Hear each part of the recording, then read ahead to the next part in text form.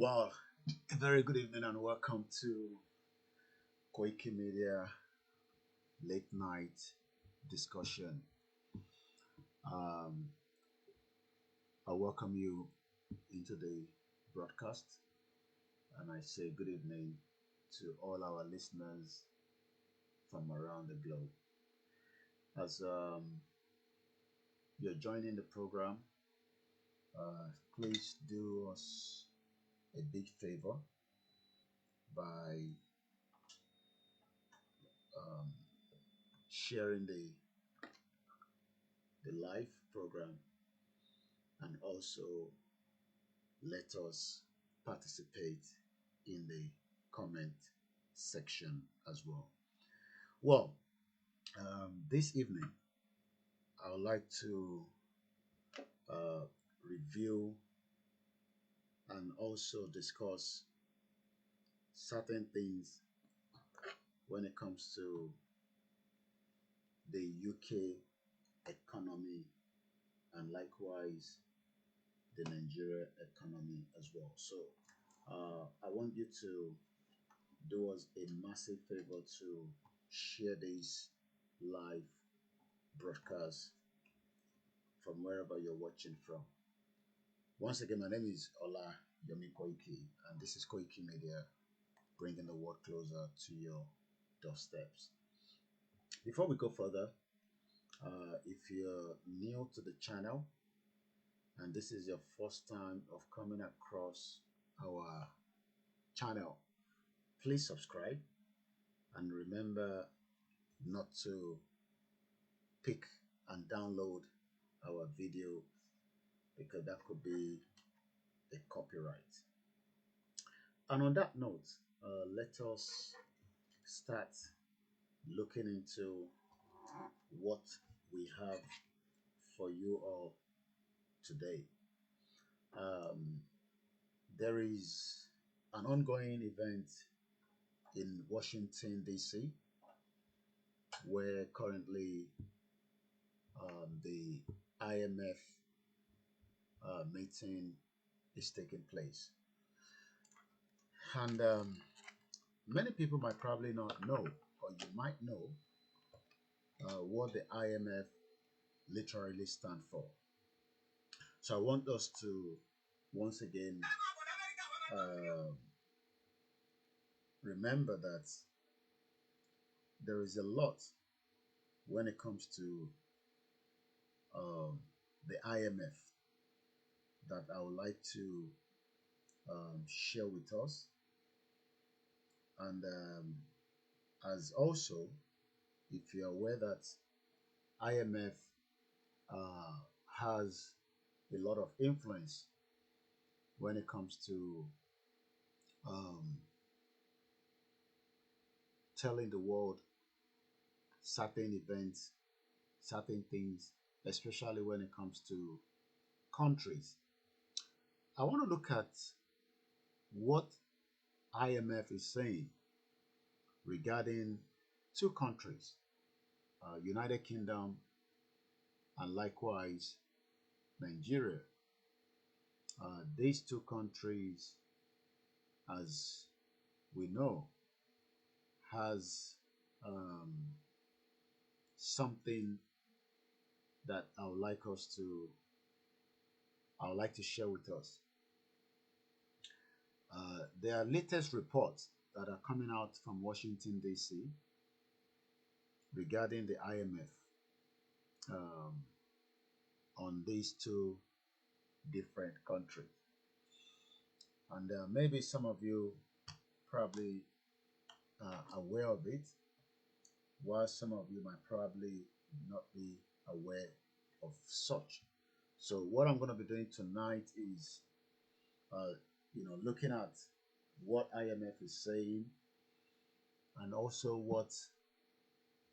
um, what IMF means when it comes to um, the discussion regarding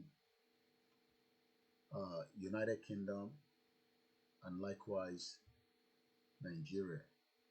So I welcome you once again to the late night discussion. on IMF, UK economy, Nigeria economy as well, and what that means to the layman, to the average citizen in the United Kingdom, and the citizens as well right in Nigeria. What are the impact of the IMF when countries are downgraded? What are the impact of the current events happening right in the Middle East? Because the event happening in the Middle East is also having a big impact on countries to countries across the globe. The energy cost is rising very fast. The Strait of Hormuz is still proving difficult for cargoes and ships to move goods.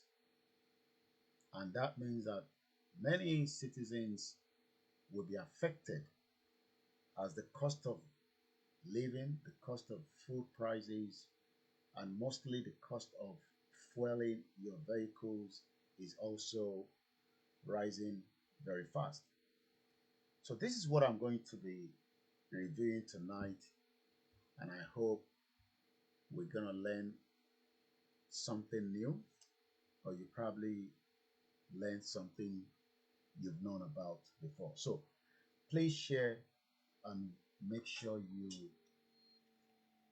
invite others to also participate and join us in our late night discussion tonight. Once again, my name is OLAYOMI KOIKI, known as Koikimedia, bringing the world closer to our doorsteps. First and foremost, I'd like to appreciate our staff that are working tirelessly, bringing us events as it is happening right in Kogi State, where Chief Sunday Igboho has paid a courtesy visit to the land. Tomorrow, the event continue, and the event also uh, will be giving us more highlight of his visit. But as I speak to you, the team on the side there are doing very well, and we're grateful to everyone that joined the live from Kogi State. We had a good number of people that watched it on our channel. We are pleased and we are grateful. Approximately about uh, 20,000 people were following Chief Sunday Igboho on Koikimedia network. So if you have not joined us before, if you have not been part of Koikimedia, it is important that you follow us so that you would enjoy some of what we bring out whenever we are live. This is a live transmission right now. As we are live, we are also live on the not just on Facebook, we are live on TikTok. We will be live very soon on the X, which is Twitter. We are also live on YouTube as well. Before we go into the discussion this evening, I want us to quickly remember that whenever there is a war or conflict, there will always be problems regarding um, goods and services. So what we are going to look at tonight, bear with me, what we are going to look at tonight is very important because the UK citizens are affected just like citizens from Nigeria as well. Um, who are the IMF and what is the role of an IMF?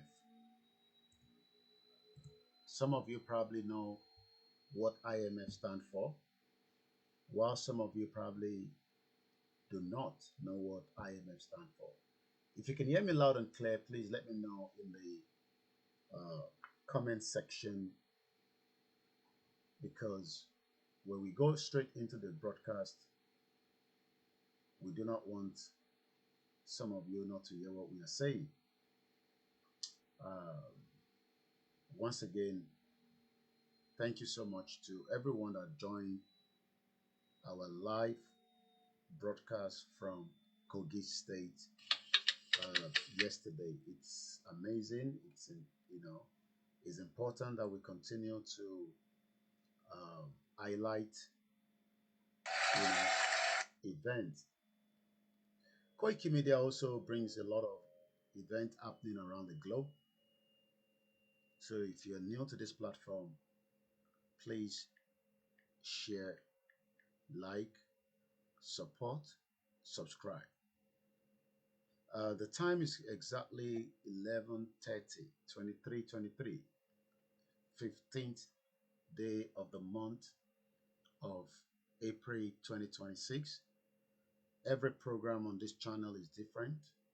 What we are doing here is still related to events of what we are asking for, so that some of you probably are not confused when you come on this channel and you're wondering what we are discussing, because whatever we are doing on this channel has a big influence and impact to the lives of not just those of you in Nigeria, but also those in the United Kingdom as well. So the the space is currently live now. So we are Koikimedia live on space. So please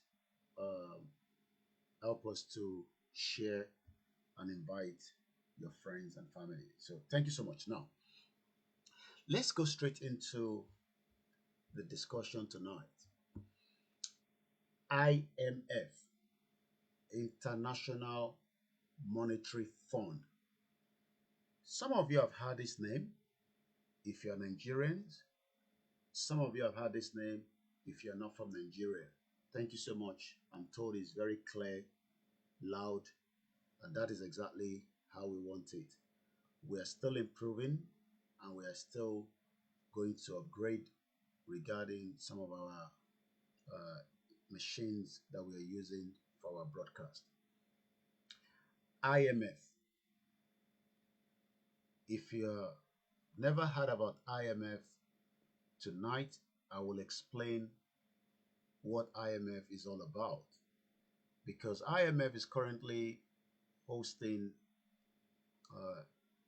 the event in Washington, D.C.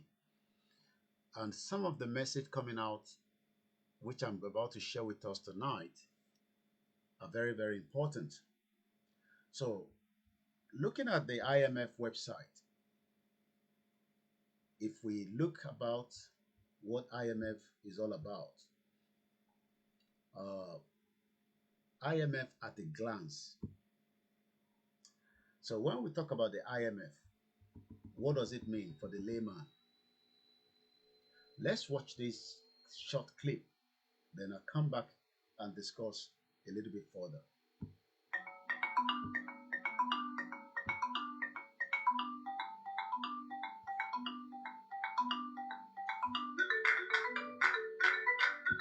Okay, let's take out the audio. So 5 facts about IMF. 5 facts about the IMF. Number 1, IMF was established in 1944. IMF, International Monetary Fund, was established in 1944.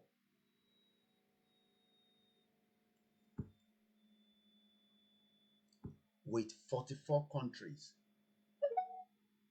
IMF was established in 1944 with only 44 countries then. I'm sure there are probably more now. Number two, IMF monitors the economic and financial policy. So if some of you in the UK are complaining about your wages is not enough to cover the cost of living, because many people in Nigeria do not understand or know that some of us in the UK are also feeling the pinch of the event happening in the Middle East. We are paying more for certain things, the energy cost, the fuel, the cost of buying tatashe has gone up in the UK. So it is IMF that monitors the economic and financial policy of countries around the globe, whether in the UK, in Europe, in Africa. And I can also tell you that the Pope is currently in Cameroon. Yes. Once again, this is Koikimedia bringing the world closer to your doorstep. Let's continue. Now, IMF has 191 countries, including Nigeria and the United Kingdom. Once again, IMF now has 191 countries, including two countries I'm discussing tonight, the UK and likewise Nigeria. I want to look at these two countries. What are the latest updates from the IMF? What does it mean to the layman on the street of Enugu? What does IMF mean to those of you selling in Kaduna or Sokoto, Ogun State, or in Lagos as a businessman, as a tatashe seller? What does it mean to COS workers in the UK? What are the policies of event happening that is affecting a nurse in the UK?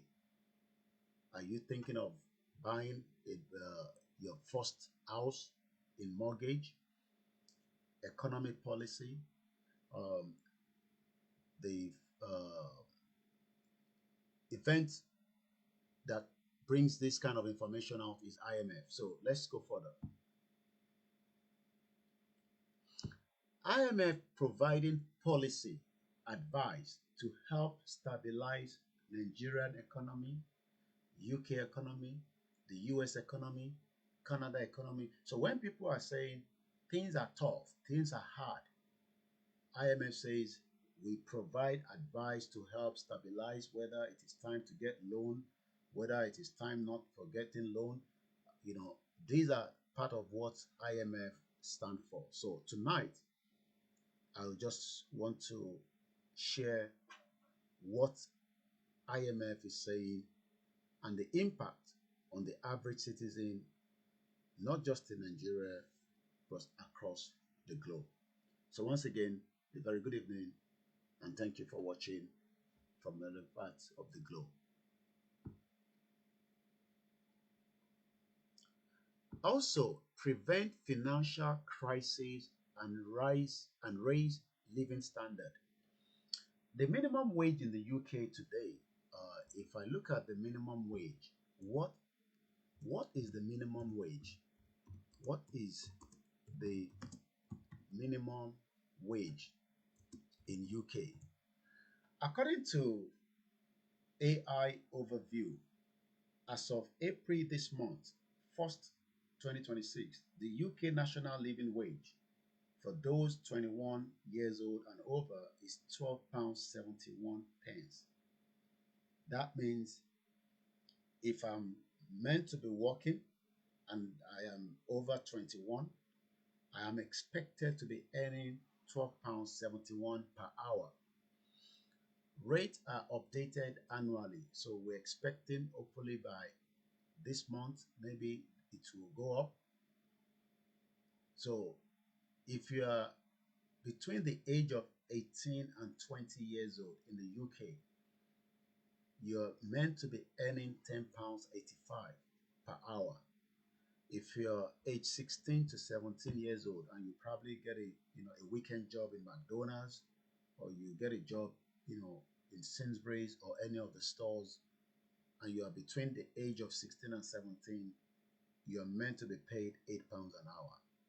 Now, because I'm talking about two countries now, I'm talking about the UK, because the discussion tonight is not just focused on Nigeria. I'm focusing from the UK and Nigeria because I want us to do what we call comparison. Because as you are being affected by cost of living in Nigeria, many of us living in the UK are also affected and around the globe. So let's look at what is the minimum wage right today in Nigeria. What is the minimum wage?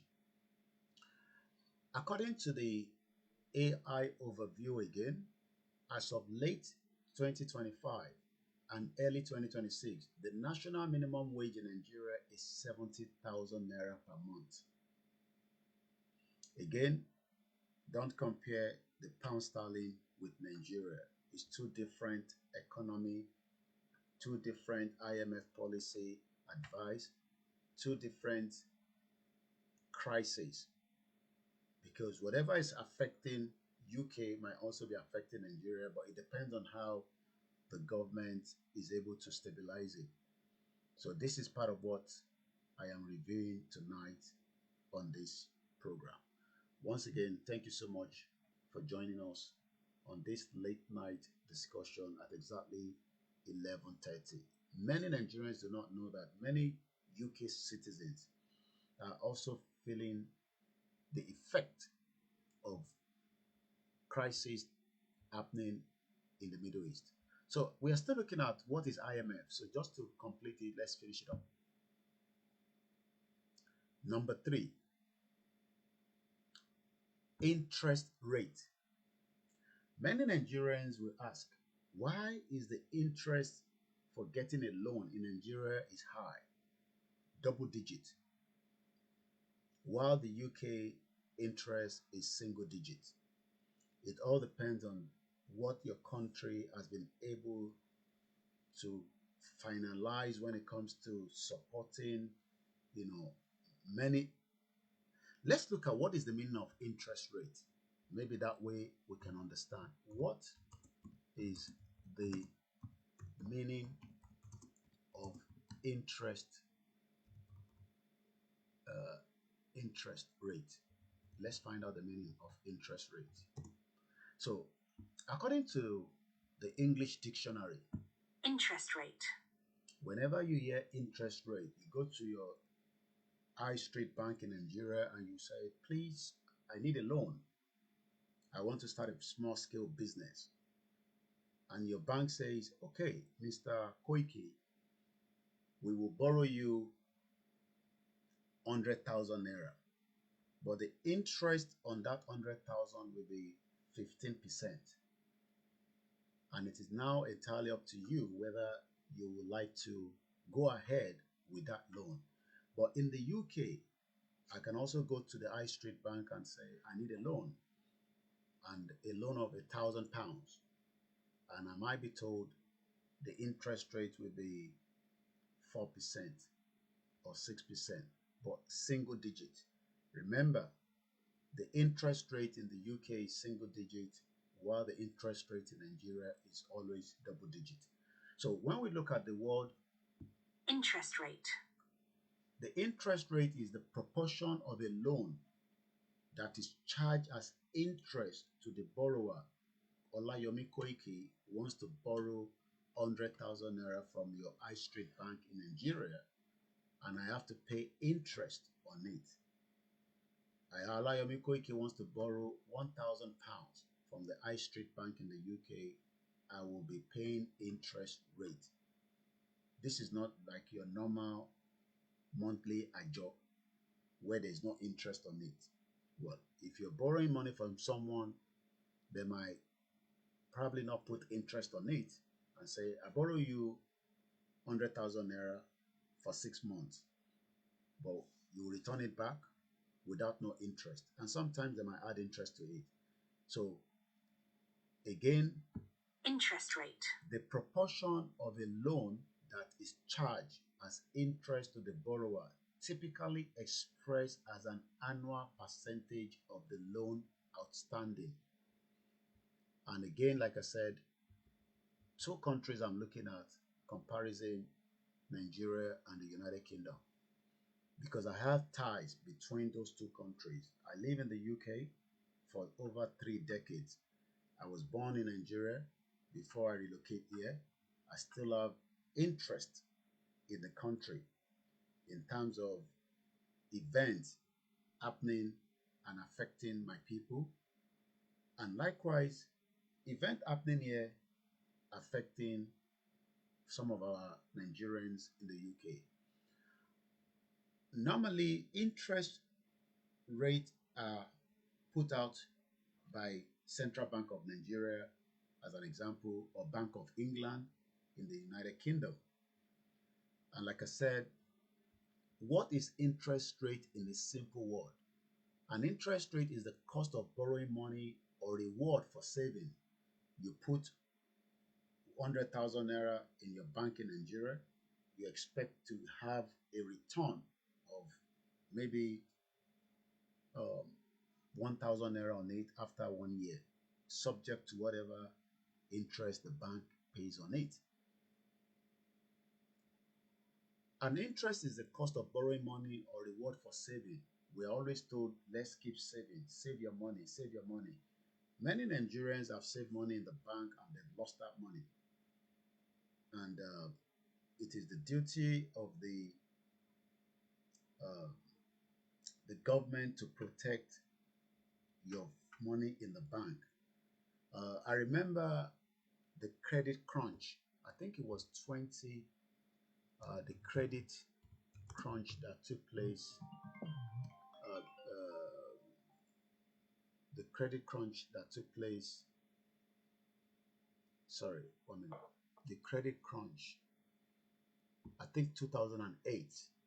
How many of you remember that in 2008, all the banks were almost going to fold up? Big, massive problem across the globe. In 2008, credit crunch was a severe global financial crisis triggered by collapse of the US housing bubble and the subsequent failure of major financial institutions following the bankruptcy of Lehman Brothers. How many people remember that 2008? I remember, it was a massive problem across the globe in 2008. Lehman Brothers, on September 15, 2008, credit market froze worldwide, causing a massive liquidity crisis, bank bailout, deep global recession. That was in 2008. The root cause of that event then, because the root cause of what we're discussing today is due to the fact that there is a crisis in the Middle East.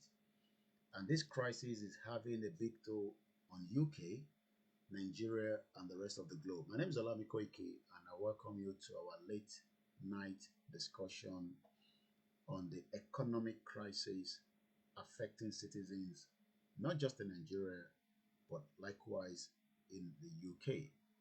So quickly, the key aspect of the 2008 credit crunch, root causes. The crisis was originated from high risk mortgage lending and the rapid decline of US housing prices starting in 2006 and 2007. The financial contagion, mortgage-backed security, Lehman Brothers collapse, and that became a big, massive problem. But the government responses, central banks and government intervened with unprecedented financial support, including injecting capital into banks, reducing interest rate, again, interest rate, to prevent a total financial system collapse. A lot of people lost their money, especially those in African countries, because it was not just in the Europe, but this event in 2008 affected countries around the globe. So I'm sure some of you remember then it was called credit crunch. Today, it is not credit crunch. We are dealing with the Middle East crisis that has become a big problem. So just to wrap it up from the IMF, we've talked about, remember, IMF was established in 1944 with only 44 countries. Today, IMF has 191 countries, including Nigeria, UK, and many other countries around the globe. The purpose of the IMF is to help stabilize the policies in each country. So, IMF also talks about the loan. Number 4, $1 trillion in total that IMF can lend to member countries. So, many Nigerians always ask, the money that we are borrowing, the money that IMF is giving us, what is the purpose of this money and where does the money channel into? I'm sure you all know that we borrow money. But what do we do with such fund when we get money? Because IMF has $1 trillion and they say, look, we can borrow you money, make sure you fix Lokoja to many Nigerians, many of you watching Igbowo in Kogi State were worried about the bad roads that was being shown during the broadcast. Imagine now getting a loan from the IMF to fix that road and the money disappears. Now IMF needs their money back. The road is not functioning because the purpose of the loan has not been put in the effect to support the citizens, the businesses, that will be making use of that road. I'm following a couple, like I said in many of my broadcasts, and when they get to certain, I mean, it's the same thing, when you travel to Benin Republic, you pay toll charge. I'm sure some of you remember Lekki toll gate when there was crisis and protest and eventually life was lost. So there are some roads that you have to pay the toll fee. If you're going on the Dartford tunnel in the UK, you pay because that money is needed to continue to upgrade and repair the roads, especially because that axis is a very busy route. Let me show you quickly. How much is it now? How much to pay that Ford crossing? It is £12.50. Okay. As of September 1st, 2025, the standard one-way charge for cars, if I'm going to drive my car and I'm going to drive it into that Ford crossing, the government expects me to pay £3.50. Once again, good evening and welcome to Koikimedia discussion on the economic impact of the Middle East crisis for UK citizens and Nigeria as a whole. If you are driving a van, you will pay £4.20. If you're driving heavy goods vehicle, like all these, Dangote trucks that drive through most of our roads and they are not paying, they keep damaging the roads and leave many, horrible events. We've heard about Dangote trucks, and we are talking about Dangote because most of the trucks that have caused havoc in Nigeria are Dangote trucks because the drivers are either, on alcohol, they are not well trained, the vehicle is probably not, durable. But imagine if Dangote pays for entering each of our states, tow truck fee. We can then use that money to repair the roads. But since, a country like Nigeria needs a lot before it can be able to get to that standard. And that is why some of us believe a dissolution out of Nigeria will give us access to restructure our own southwest of Nigeria and make life better for the citizens. But since we are not out of Nigeria yet, all we can say is that we hope the current governors, future governors, if Nigeria is still holding, can do what a lot of countries have done. There's nothing wrong in charging people I mean, you can go through another route. It's going to take longer. But if you want to drive through that Ford crossing, you have to pay for it. It is not free. Let me see if I can get a video of what Dartford crossing looks like. This is BBC Kent, the standard charge for car driving using Dartford. Let's watch this short clip. Once again, my name is OLAYOMI KOIKI, and good evening and welcome to our channel. This is the Dartford crossing, as you can see there. Let's hear from this individual. Roughly hundreds of times a week. It's going to have a knock-on effect on our costs. Ultimately, that's going to lead to a knock-on effect to our consumers. We also don't want to run the risk of losing staff. At Davis Turner Freight Services, they move things around the world. It's no coincidence they're based here, in the shadow of the Dartford crossing, the main link between the Channel and anywhere north of London. But now the cost of using it has gone up for the first time since 2014. The Department for Transport says putting up the tolls could manage demand and reduce congestion, and it's in Dartford but that congestion hits most. I don't think it's going to make any difference at all. I think people are just going to pay it and use it. I think people just want to get where they're going as quick as possible. People want to get to where they're going as quickly as possible. But today in Nigeria, people just drive, the petrol tanker, they destroy the roads, they cause havoc, they cause accidents, and they're not paying for the roads. If each state start charging road toll, if you're going to drive your truck into my state, you will have to pay. It is done anywhere in the world. But because a country that is lawless and doesn't respect humanity, in the UK, like I said, these are citizens saying, well, we need to do what we have to do quickly. We are ready to pay. As long as the service it's there and is available. So for those of you that probably don't know, there's a toll crossing in the UK like Lekki toll gate where I have to pay £3.20 to travel through it. Once again, this is Koikimedia bringing the world closer to your doorstep. And I think they will pay it. It's good that it went up because there's been too much traffic. Now, did you hear that? Our black brother says it's good that it's gone up. But why is it that in Nigeria people complain about the Lekki toll gate? Is it because the money is too much? Is the money not being used? The money generated from the Lekki toll gate, is it not used back to repair, fix, and keep traffic flowing? Because the purpose of toll gate or toll, is to keep traffic moving. Let's hear further.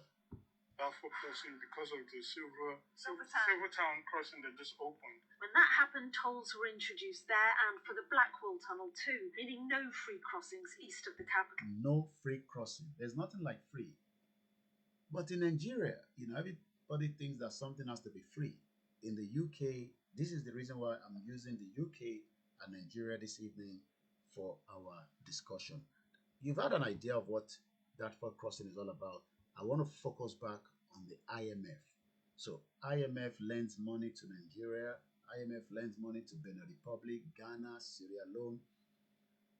But what is the purpose of the money? Let's ask IMF. When was the last time Nigeria borrowed money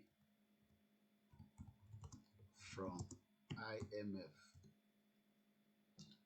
Nigeria last borrowed from the International Monetary Fund in April 2020, securing $3.4 billion. That's about 2.7 billion pounds sterling. It was called emergency loan through the rapid financing instrument to combat economic impact of COVID-19. So during COVID-19, Nigeria was able to borrow emergency loan from IMF to the tune of 2.7 billion pounds sterling. Who pays for this money when the loan has been collected? The citizens. The government must continue to service their debt.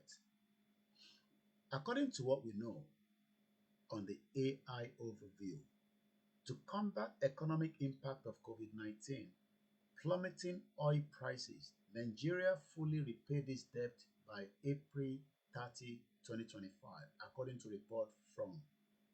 So it seems that we have been able to repay back the 2.7 billion pounds sterling we borrowed 3 years ago. Once again, this is Koikimedia. So now you have an idea why Africa pays the highest cost to borrow money. President Tinubu's massive borrowing request setting a dangerous fiscal precedent. This was 5th of June 2025, according to Policy and Legal Advocacy Center. According to the AFP Fast Check, post misleading claims former Nigerian leader secured 3.4 billion IMF loan. So again, let's make sure that what Fast Check is saying, according to this information, says the Nigerian government has enacted several major economic reforms over the past year, including removing the country's fuel subsidy. Floating is naira currency. According to a recent social media post defending the government decision and criticized former President Muhammadu Buhari for sidestepping the tough economic reform his successor Bola Tinubu has now fully implemented, it notably claims that Buhari resorted to borrow money during his time in office, including a 3.4 billion loan from the IMF in 2020. But this is misleading. The IMF confirmed Nigeria didn't receive an actual loan, but instead withdraw its reserve holding to help soften the economy. So it seems that according to AFP Fast Check, there was no money borrowed from what I just said earlier. So you can see why it is important that information is also fast check, because fact check. Rather, if not, we might be misleading, So it seems that Buhari, Buhari was the one in government, according to this information, never borrowed any money. All right, let's return back to IMF because we are almost getting to where we will now start discussing what are the events happening affecting the UK and Nigeria today. Number 5, we are discussing what IMF is all about. So this is the last one, number 5. Training and technical assistance to over 160 member countries. So IMF is helping Nigeria, IMF is helping the UK. Now you are grounded. Now, if anybody is talking, you're having a discussion with your friends in the beer parlor in Nigeria, you understand what IMF is all about. Whether you agree with their policy, whether you agree with what IMF is doing with African countries is a different thing entirely. But at least I've given you some kind of background. Now, let's go to this headline. Once again, this is Koikimedia live broadcast. According to the BBC, Faisal Islam, one journalist I love so much and I've followed, since I've been in this country. Very, good in his job. You must also have a mentor. Like people say, I am their mentor. I also look up to some journalists in the UK and other part of the globe. Faisal Islam is one of them. Brilliant. He was with ITV until BBC hijacked him and paid him good amount of money, and he has crossed over. He's the economic editor for the BBC. On the 14th, yesterday, in an article on the BBC News website, UK faces biggest hit to growth from Iran war of major economies, IMF says. So it is not just Africa that IMF make decision on behalf.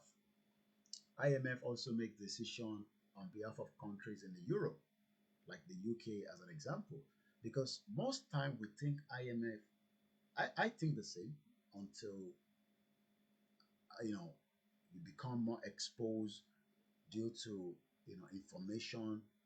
I'm sure many people doesn't know that IMF also make decision on behalf of the UK. I'm sure you probably don't know. It's nothing wrong in that. It's just that it is what it is. But tonight, I am putting it out there that IMF says, and I quote, that due to the Iran war, those of us in the UK, we are now being hit, or we are facing one of the biggest hit to growth. What is the meaning of growth? Everybody wants to grow. We need something to grow. We need food to grow. We need money to survive. We need our income. We need our pocket. We want money on our in our pocket. 70,000 naira wages.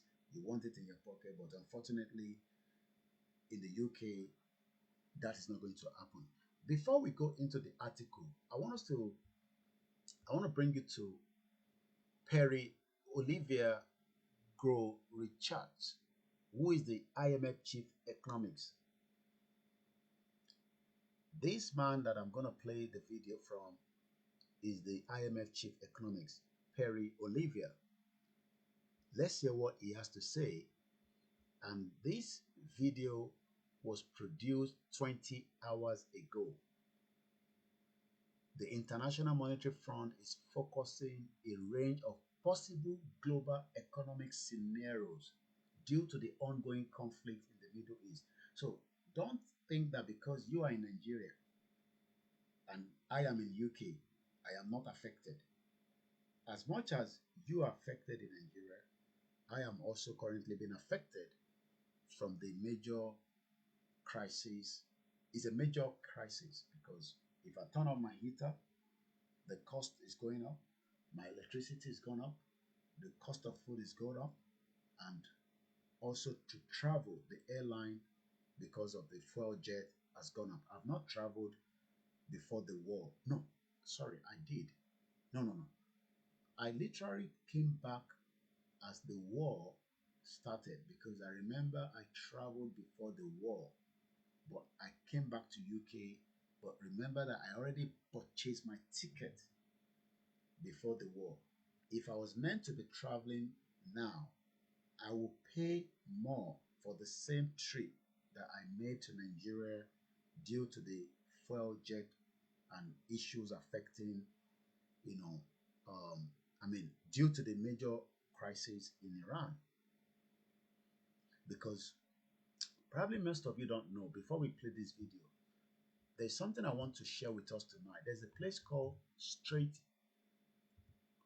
of Hormuz. I'm sure it's a name that many of you have been hearing constantly in the last 44 days or 45 days of the war. You have been hearing about Strait of Hormuz, Strait of Hormuz. What is Strait of Hormuz? What is it all about? How does that have effect to somebody in Okokomaiko? Somebody living in Ajegunle? Why does events happening in the Middle East affecting that person? Nigeria has a crude oil. Nigeria has vast amount of natural resources. I received a phone call from someone just about an hour before I kickstart the program, and this individual is from Kogi State area, and he was telling me about how the reason why there's an attack in that particular one of the local government in that axis is because there's uranium and there's a good amount of gold. And we know that in Nigeria, the terrorism, the banditry happening in our territory in the southwest is due to the fact that we have good amount of natural resources. So they are pushing out our people and trying to clear the territory so that they can take many of our natural resources. This individual was happy that Chief Sunday Igboho paid a visit to Kogi State. I have spoken to Chief. He's resting. He's doing very well. I've had a meeting with my staff. They're doing very well as well. And once again, we appreciate everyone. Asat coming on air, over 20,000 people and followed Chief to Kogi State. So, in as much as he traveled with his team and the security, but 20,000 of you on Facebook alone have also watched that event on Koikimedia. We appreciate and we thank you. Now, let's see if we can find a video of Strait of Hormuz. Why is this Strait of Hormuz a threat today? Let's quickly watch this video from the BBC. Let's see if we can get a video from here. Is the US blockade of Iran working? First, it's important to clarify what the blockade is. On the 12th of April, Donald Trump initially threatened a blockade of any and all ships trying to enter or leave the Strait of Hormuz. But that's not what's being implemented. What actually came into force on the 13th of April was an attempted US naval blockade on ships entering or exiting Iranian ports. And it said it would not impede other vessels transiting the Strait of Hormuz. A version of this has been posted by US Central Command. It shows a map of the Iranian coastline. And this red line is the blockaded... I want you to look at the map. For those of you that are watching me on YouTube and Facebook, if you look at the red map, that choke, that little part is what is known as Strait of Hormuz. This is where the problem is. Iran says any ship that wants to go through must pay a toll fee now, and not in dollar, but now in yen. So, and this has been a big problem. Let's watch a little bit more. The area, Strait of Hormuz is here. Now you can see the highlighted Strait of Hormuz. This little choke that you're watching or you're looking at right now has 20% of the world global vehicle of gas, fertilizer that you need in Nigeria, because you need fertilizer to push your crops. You have crude oil in Nigeria, but unfortunately it's not enough because of the long damage of not putting the refinery back fully working.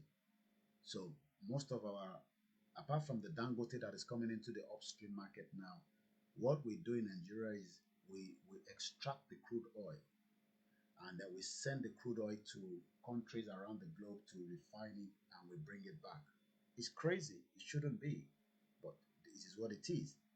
So the Strait of Hormuz is the choke point where it is now having growth in the UK affecting me.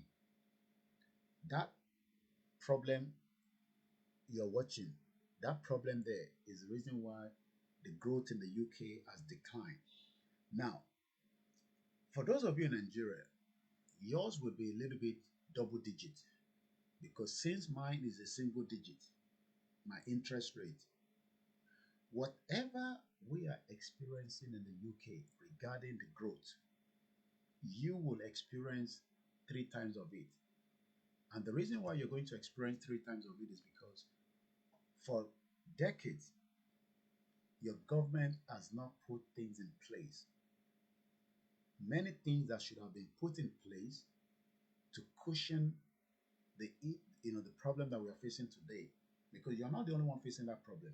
Because many Nigerians think, oh, because we're in Nigeria, we are the only one facing a problem. We have now seen, let's come out of here. We have now seen from here, according to the BBC, that the United Kingdom faces biggest hit to growth from Iran war of major economics, IMF says. So don't tell me that you are the only one facing, problems in Nigeria. I am also, being a citizen or a resident, subject to your immigration status in the UK, or even a visitor, because if you're coming to the UK, you're likely to pay more for your, flight ticket compared to, January. If I'm meant to come to Nigeria now, I am going to pay more for my flight ticket. So it's vice versa. But the reason why Nigeria issue is much more bigger is the fact that Nigeria has not prepared for a day like this. If Nigeria was a country where we have the crude oil, our refineries are fully working, and Ajakuta still is working, issues like this will probably not even affect us. But unfortunately, if you look at this headline, according to People's Gazette, oil prices gains not enough to save Nigerians' economy from global shock, IMF. Now, remember, we are sharing two different data. One, a Nigerian data, one, a UK data, but from one source, IMF. Everybody knows the name of IMF now. I don't want to repeat myself. So, what I am trying to put, to present tonight is just to do the comparison that those of us living in the UK are facing the same problem you are facing in Nigeria, but not on a double digit. Yours is a double digit, while mine is a single digit. Oil prices, and this article was, put out by the news agency of Nigeria. Oil prices not enough to save Nigeria economy from global shock, IMF. If you look at the UK one, it says UK faces biggest hit to growth from IMF. Now, let's move swiftly because we are going to bring this live program to an end at exactly 12:30. So we have just about 20 minutes for the presentation. Once again, thank you so much to each and every one of you that have joined us. My staff will be out again tomorrow for the event of the visitation of Chief Sunday Igboho to Kogi State. So let's quickly hear from the IMF Chief Economics. Once again, my name is Koiki, and this is Koikimedia, bringing the work closer to your doorstep. Let's listen to this. And serious damage to critical energy facilities in the Middle East raise the prospect of a major energy crisis should a durable solution not be found soon. Oil and gas prices have increased sharply, and so have the prices of diesel and jet fuel. Oil and gases have increased sharply. Nigeria has good amount of gas, but we've not been able to capture those gas for the usage of the citizen. We have enough vast amount of crude oil, but we don't have what it takes to refine it and make it, cheaper for the citizen. If you go to Angola today, Angola has good amount of crude oil, and buying petrol in Angola is as cheap as buying water. Fertilizer, aluminum. Fertilizer. Many farmers have to suffer due to the event happening. It's a major crisis, not just an event, a major crisis. And nobody knows when the war will end. And helium. Our reference forecast assumes a short-lived conflict and a moderate 19% rise in energy prices in 2026. Still, some damage will not be avoided. Some damage will not be avoidable, like Nigerians, shock absorber would not be able to hold on to certain things, and probably maybe the UK as well. Global growth falls to 3.1% this year, a downgrade from January forecast. So now we've had an idea, because of the time constraint, of what the IMF chief economics is saying. That look, the major crisis in Iran is having effect on Nigerians, just like it's having effect on the citizens in the UK. Now, let's come back here out again and listen to some of those that attended the event of the World Bank and the IMF meetings. And this is from the Arise journalists that traveled to the Washington, D.C. for that event. Let's watch this. And until the world, with aid reaching 3% of GDP, this represents a major macroeconomic shock, coming on top of 6 years of nearly constant shocks: the pandemic, global financial condition tightening, food and energy price spikes, and rising conflicts. The economists at this analytical session provided some very important context to this discussion. One of which is that, obviously known to a lot of people, is that a lot of low-income countries fall within the sub-Saharan African region, and aid makes up a sizable portion of their GDP. Now, aid. We receive aid from around the world. When Donald Trump came to power, Donald Trump stopped the aid coming into Africa. How many of you remember that? I'm sure we remember. We have just about 18 minutes before the end of the broadcast. Trump stopped aid to countries around the globe. The USAID, I'm sure many of you remember. When Trump came to power, 1 year on from Donald Trump's US aid freeze, the sector faces a changed global aid landscape. Let's read this quickly.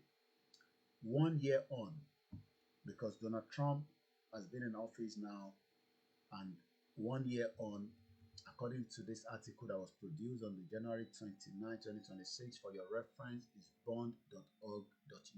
Let me read quickly. Last week marked 1 year since Donald Trump, the US president, began his second term as the president of the United States of America. Within days of taking office, he had issued a series of executive orders that included an immediate freeze on all US foreign assistance. This was a decision that would change the face of global aid, with devastating consequences for millions of people around the world, including Nigeria. Because Nigeria and many African countries rely on the aid to support the citizen. And that's exactly what the Arise journalist from Washington, D.C. was saying right here, that many countries today are poor because we don't have the support of the aid system coming through. Their economies depend on aid. And also, a lot of this aid goes to education and health. Well, education, but countries like Nigeria, where Boko Haram says, no to Western education, and we can see the impact of the Chibok girls, and many kidnapping taking place where students, school children are being kidnapped. So in as much as the US president might say, why am I funding education sector in Nigeria when Boko Haram are kidnapping because they don't want better education? For how long can we live in a country like that? I want you to put that into your thought. Once again, we're just 15 minutes to the end of this broadcast this morning, which is now 16th of April 2026. My name is OLAYOMI KOIKI, and this is Koikimedia, bringing the world closer to your doorstep. Sectors of any economy which emphasizes the blow to these countries when aid drops. First, aid has not been distributed evenly across the region. Low-income countries and fragile and conflict-affected states, here appearing in green, are by far the most aid-dependent. They receive a median of around 6% of GDP, compared with less than 1% for emerging market economies, here in orange. And at the extreme ends, aid. Now, you understand why I said this morning, don't look at whatever you are going through in Nigeria as you alone.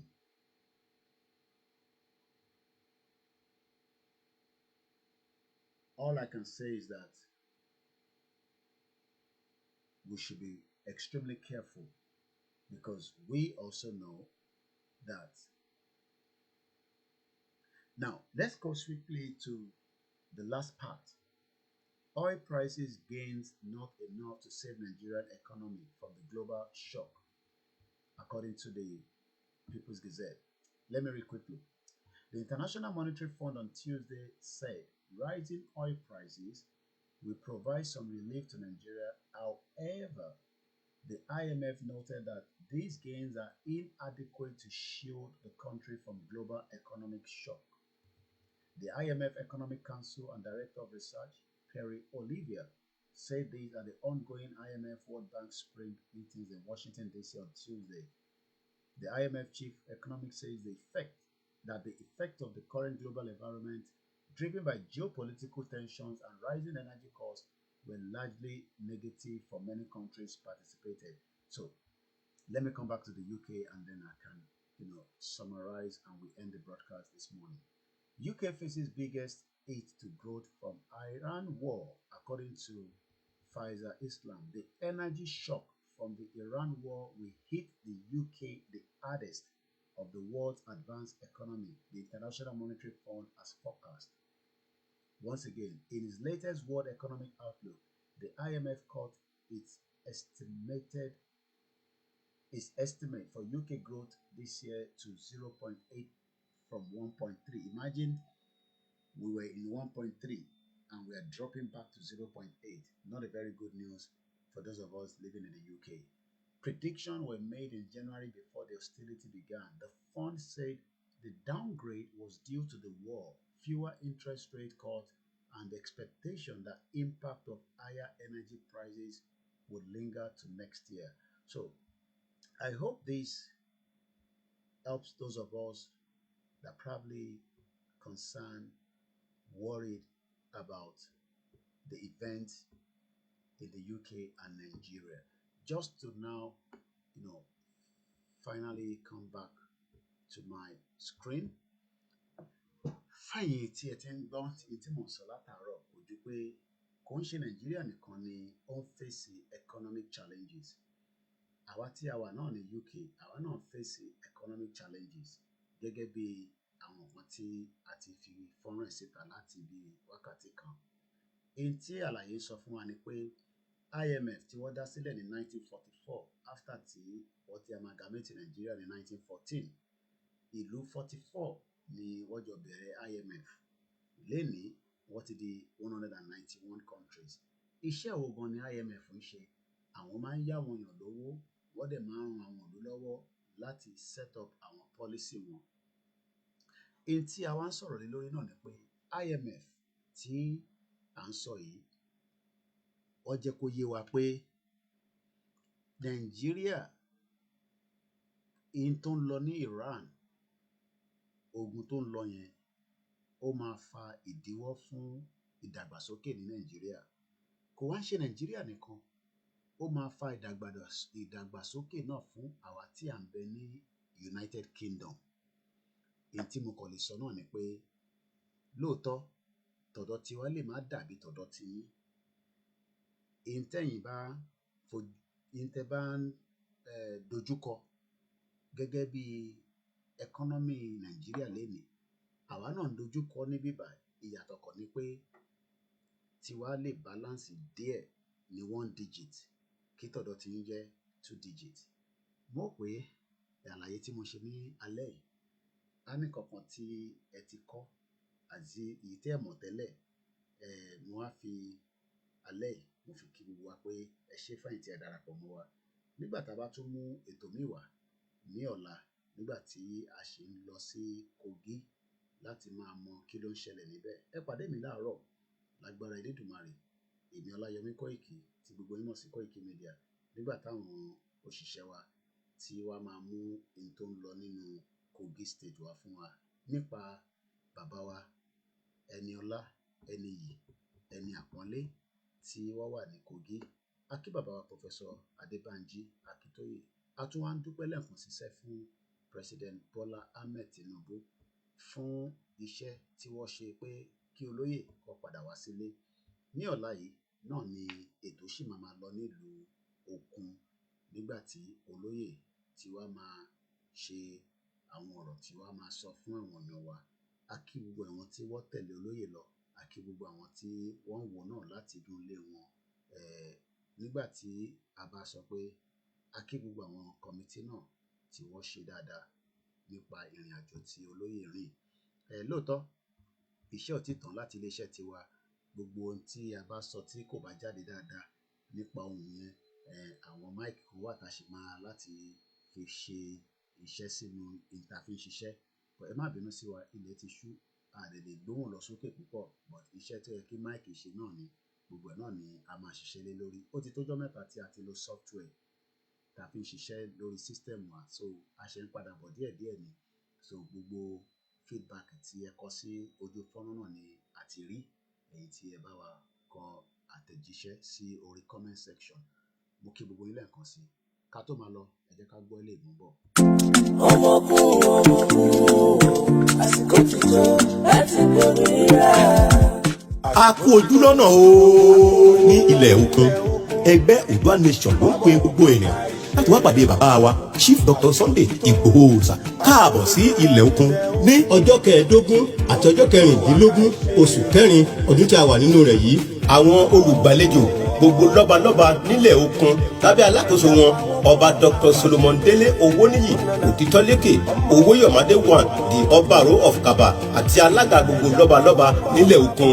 Ẹ jẹ́ kí a túyàyà láti wá pàdé Chief Dr. Sunday Igboho Oòṣà láti Ẹgbẹ̀mẹ́kù títí dé Ìsọ́lú Mọ̀bà Ayédò Ìyàmóye títí dé Ìyàrá wá sí ìlú Kaba gbogbo ilẹ̀ Borno pátápátá títí dé Ọ̀wọ́rọ̀. Gbogbo wa ní ká jáde láti wá pàdé àlejò pàtàkì yìí. A tún fi àsìkò yìí dúpẹ́ lọ́wọ́ bàbá wa ààrẹ orílẹ̀-èdè yìí ààrẹ Bọ́lá Ahmed Tinubu fún ètò ààbò tí ó gbé fún bàbá wa Igboho Oòṣà. A kú oríire o ní ilẹ̀ òkun ní gbàbọ̀dé. Ẹgbẹ́ ìfẹ́lódùn àpapọ̀ ọmọ Yorùbá ní olùkéde. Fúlàní ti súra darandaran ẹ̀yin àgbẹ̀ ẹ bá ṣe kálẹ̀. A ní 7 minutes kí a tó parí ètò ti alẹ́ yìí. Lẹ́ẹ̀kan sí mo kí àwọn elétò Yorùbá tí wọ́n ṣiṣẹ́ takuntakun fún ìrìnàjò tí bàbá wa olóyè Ìgbòho lọ. Mo kí gbogbo àwọn ọmọ ẹgbẹ́ Yorùbá Nation nílé lóko pé kò ní sú wa, kò ní rẹ̀ wá, a dẹ̀ ní ṣe lásán. Lára àwọn fọ́nrán tí ó jáde láti Kogi State ìyẹn ní àná, òun náà ni ẹ̀ ń wò ní àwọn ojú fọ́nrán yìí. Lẹ́ẹ̀kan sí a dúpẹ́ fún gbogbo ẹni tí ó rìnrìn àjò pẹ̀lú olóyè, gbogbo àwọn ẹlẹ́ṣọ́ ààbò, gbogbo àyín tí ẹ drive, Ọlọ́run ọba á bá mi ṣọ́ yín padà. Mo kí gbogbo àwọn akọ ẹgbẹ́ mi tí a jọ ń ṣiṣẹ́ mídíà náà tí wọ́n tẹ̀lé olóyè Kọ́wọ̀nrìn. Ọba tó ṣọ́ yín lọ sí Kogi State á ṣọ́ gbogbo yín tí ẹ wà ní Kogi náà tí ẹ wá bá wa yọ̀ pé bàbá wa Ìgbòho wálé, torí ọmọ wálé náà la máa sọ, torí ọ̀pọ̀lọpọ̀ fẹ́ kí olóyè padà sílé. Wà á dúpẹ́ fún pé olóyè padà sílé. Lára àwọn ọ̀rọ̀ tó olóyè sọ náà, òun náà lélẹ́yìí.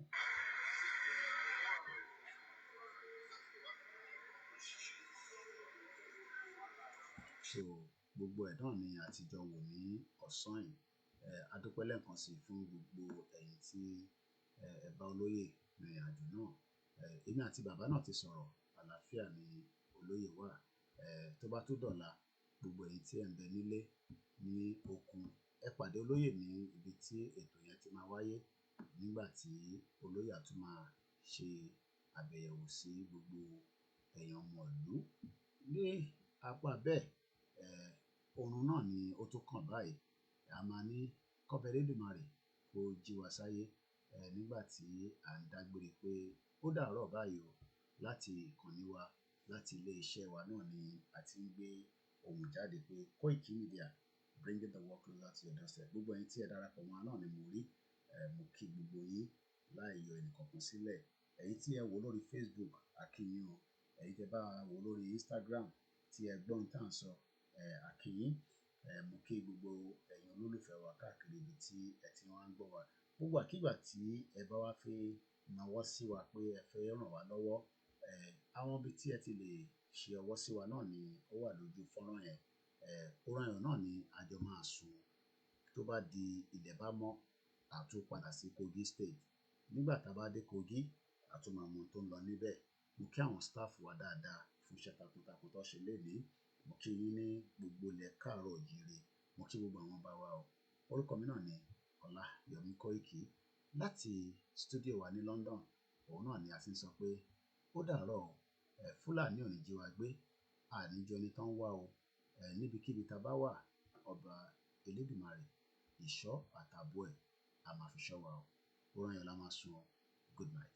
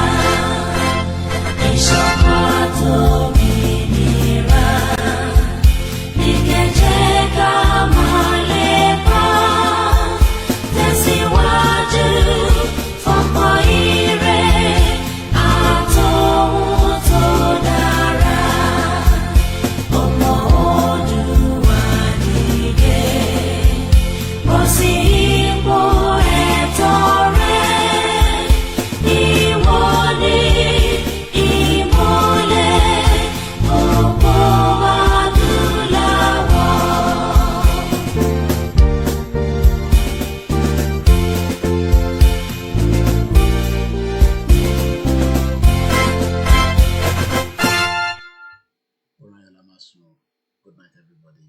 Thank you so much. God bless you all. Bye for now.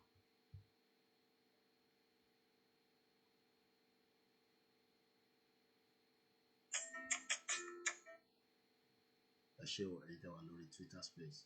Thank you so much.